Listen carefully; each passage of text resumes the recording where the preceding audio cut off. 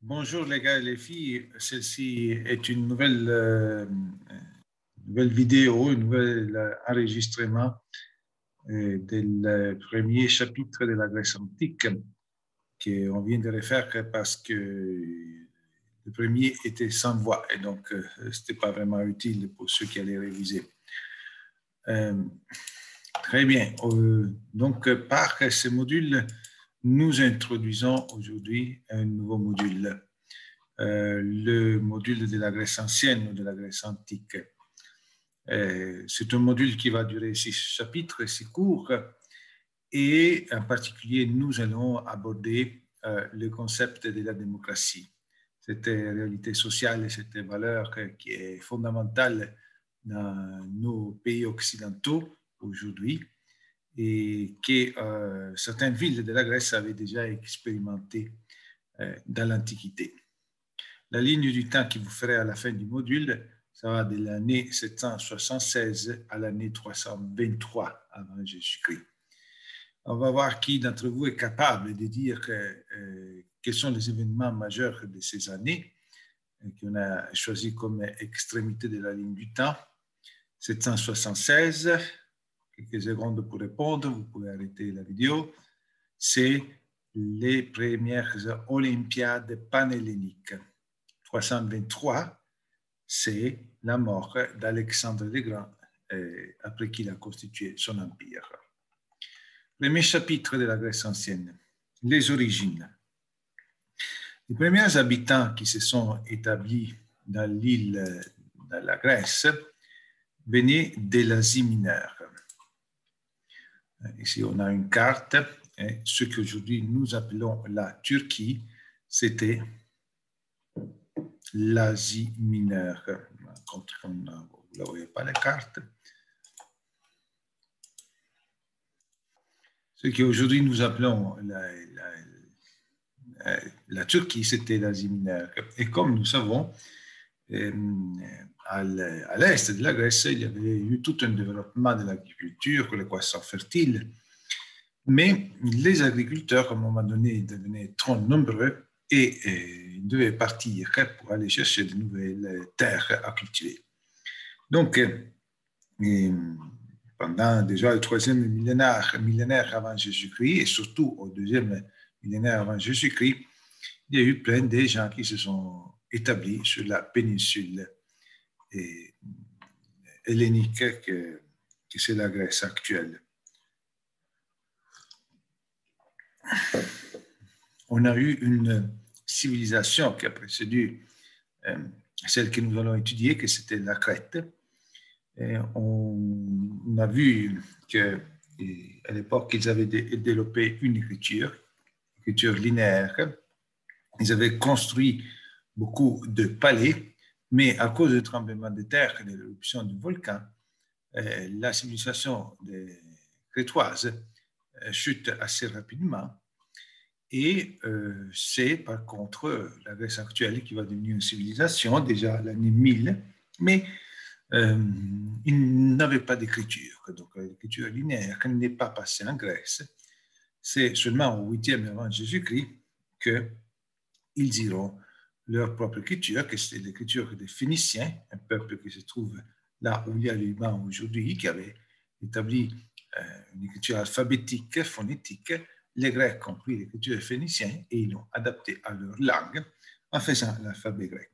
Comme nous savons, les Romains feront la même chose avec les Grecs. Ils vont prendre leur alphabet, ils vont le modifier, on peut l'adapter à leur langue, du latin, et c'est l'alphabet que nous avons, que nous utilisons, que c'est l'alphabet latin. Donc,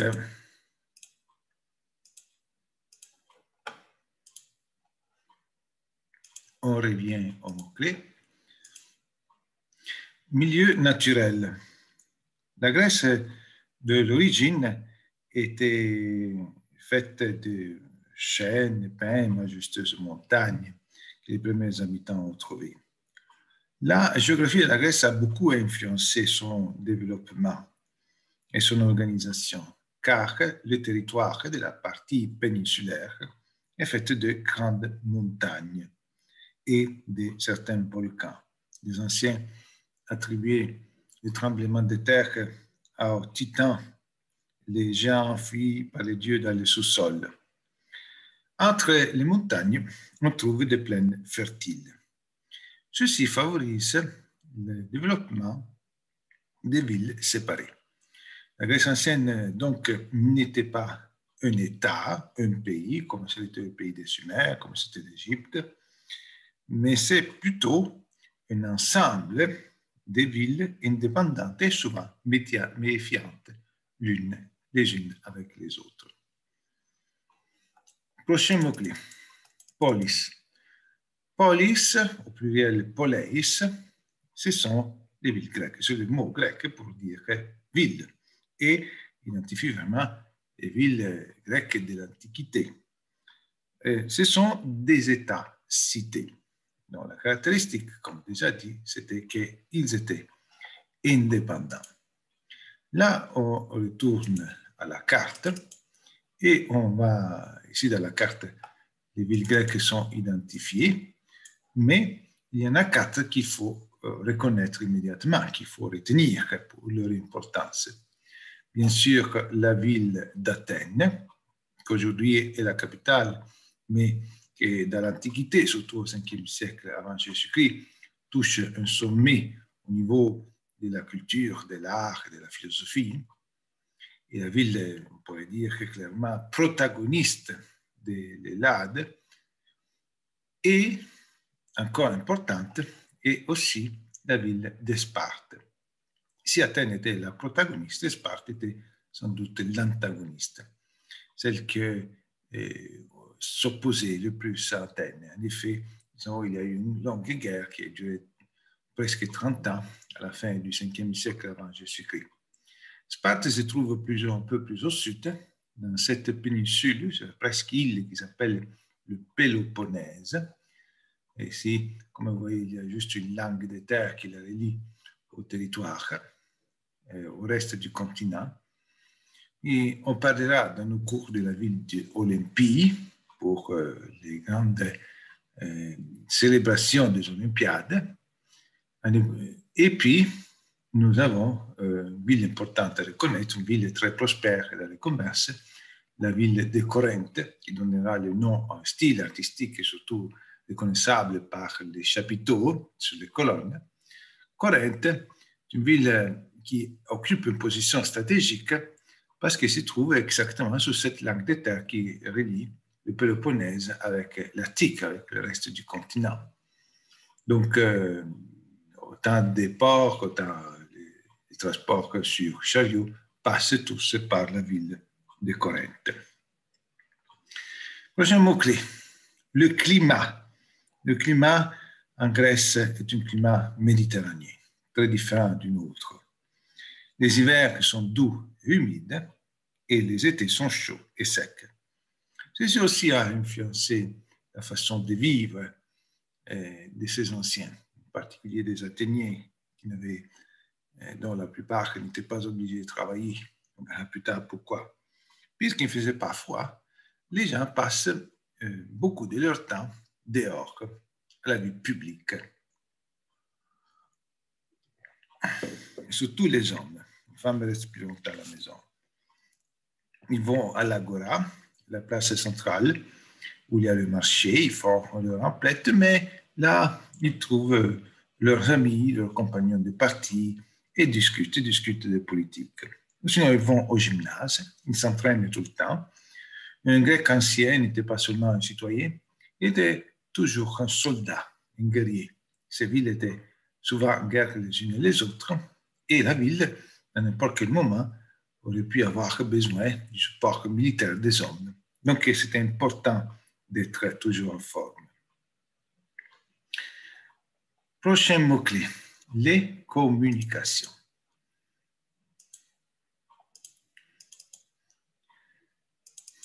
Comme nous l'avons dit, les communications sur Terre étaient difficiles.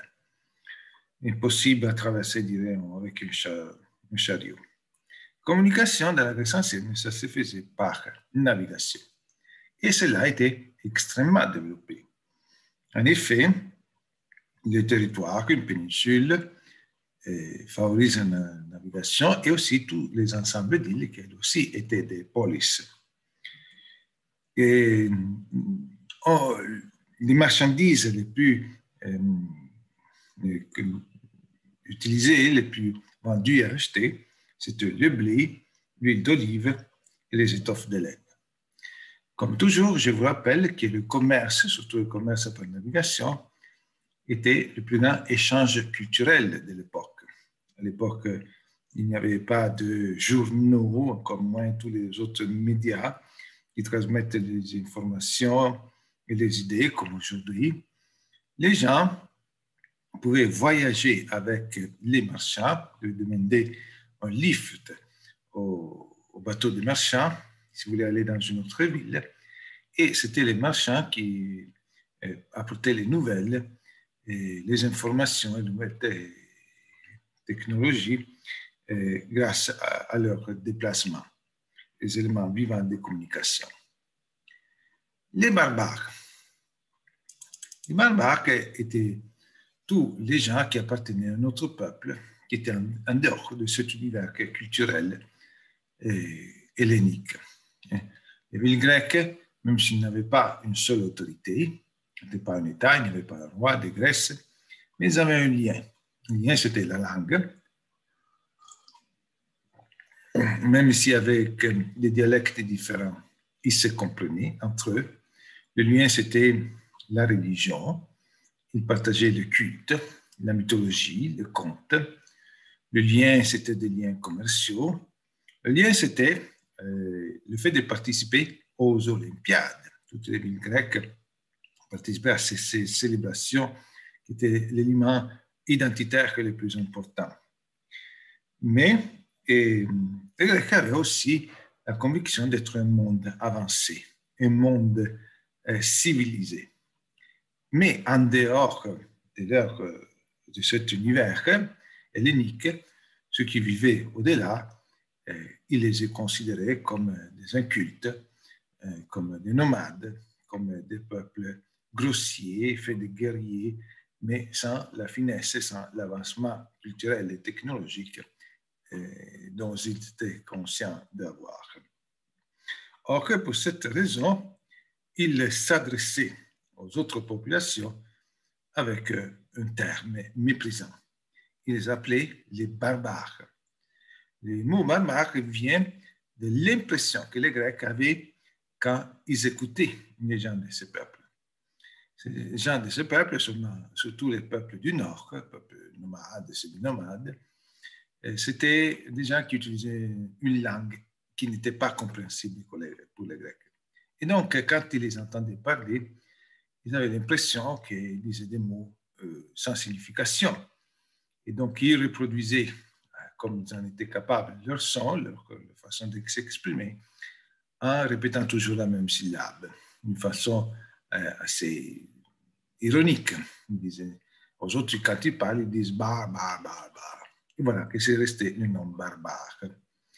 Ce nom-là a eu énormément de succès parce que plus tard, les Romains, aux autres aussi conscients d'être à la tête d'une civilisation, appellera de la même façon ceux qui sont en dehors des limites de l'Empire. Et nous savons, les Romains seront constamment en guerre contre les barbares. Mais ça sera les barbares à la fin qui vont gagner. L'héritage. Nous étudions la Grèce antique surtout pour un riche héritage des réalités sociales à notre civilisation. Non, nous ne sommes pas en continuité directe avec la civilisation gréco-romaine, comme on l'appelle. Notre civilisation a eu origine pendant le Moyen-Âge, mais que nous avons quand même reçu un héritage de l'Antiquité. Parmi l'héritage hellénique, nous avons un riche vocabulaire. Beaucoup de mots que nous utilisons ont leur origine dans le grec. Et dans les arts, on verra dans le prochain cours un peu plus en détail, dans la politique, le mot politique, c'est un mot grec, ça vient de polis, mais aussi, comment dire, certains termes utilisés dans la politique comme tyrannie, démocratie, aristocratie, oligarchie, monarchie. Donc, certains termes de la politique, c'est de là que ça vient.